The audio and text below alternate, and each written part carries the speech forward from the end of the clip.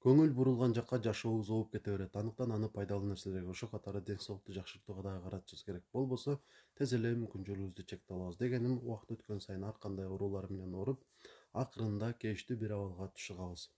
Өргө карай велосипед деп айдап бараткан болсоңуз, педалды тынымсыз тебишке туура келет. Болбосо же кулайсыз, же артка кетесиз.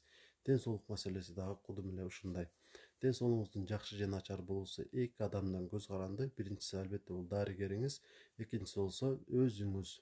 Дарыгерден 20% гана көз каранды, ал эми ден соолугуңуздун жакшы болуусу 80% өзүңүздөн гана көз каранды. Түшүндүрө кетейин, эгерде сиз кандайдыр бир ооруга чалдыккан болсоңуз, дарыгер ошол ооруну ооздуктоого жардам бере алат, бирок ден соолугуңузду жакшыртып бере албайт. Бул нерсе өзүңүздүн гана аракетиңизден көз каранды. Андыктан күн сайын ден соолукту жакшыртууга аздан болсо дагы аракет кылып турушубуз керек. Эми ден соолукту жакшыртуу үчүн эмне кылуу керек деген суроо жаралбай койбойт.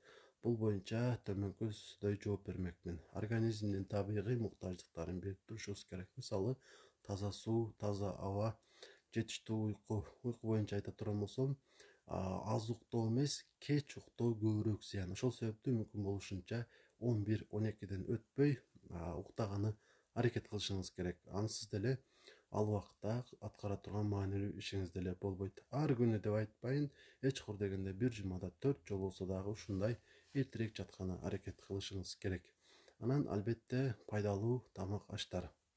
Бул боюнча бир эле нерсени айта алам. Ал болсо төмөнкүдөй табигый азыктарга көбүрөөк басым жасашыбыз керек.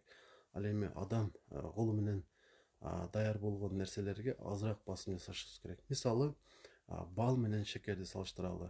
Экөөнүн даамы бирдей, экөөбүз тең жагымдуу, бирок шекер эмес, балга басым жасашыбыз керек. Анткени ал табигый болгондуктан биз үчүн алда канча пайдалуураак, зыяны болсо дээрлик жок. Ушул сыяктуу эле башка азыктарга дагы ушундай көз карашта карасаңыздар болот.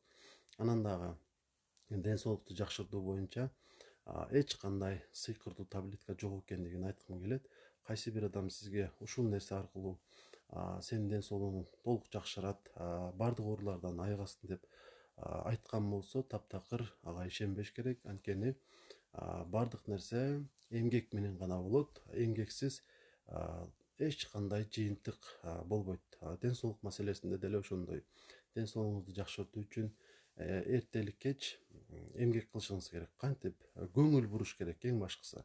Мисалы, эртең менен турганда бир аз суу ичип коюу, 5-10 мүнөт болсо дагы көнүгүү жасап коюу.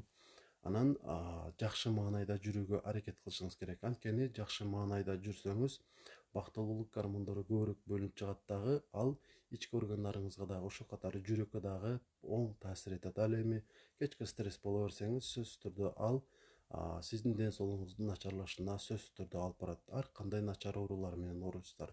Ошол себептен мүмкүн болушунча жакшы маанайда жүрүңүздөр. Жакшы маанай кайсы бир адамдын таасиринде эмес, өзүңүздүн ичиңизден чыгыш керек. Ошондо бардыгы зор болот. Күн сайын өзүңүзгө ден соолукту жакшыртуу боюнча эч кур дегенде 4-5 тапшырма коюп, кечинде өзүңүздөн эсеп сураңыз. Ушул нерселерди мен аткара алдымбы?